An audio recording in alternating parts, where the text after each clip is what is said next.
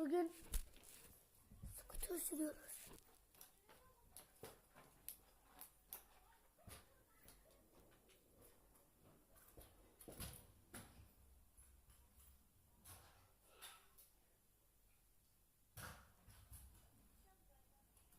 Ne oldu kız, kavga mı edildi?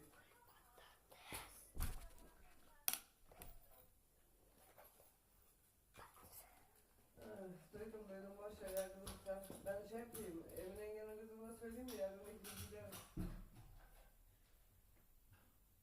Olur mu? Ben seni bırakmam.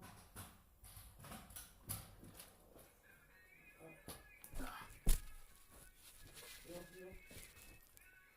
Ben öyle sevmiyorum. Ben de beraber. Video mu çekiyor?